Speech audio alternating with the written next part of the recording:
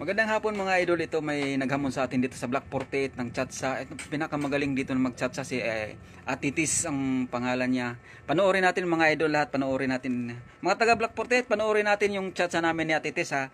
Sige na, sige. This is Salde Medicel.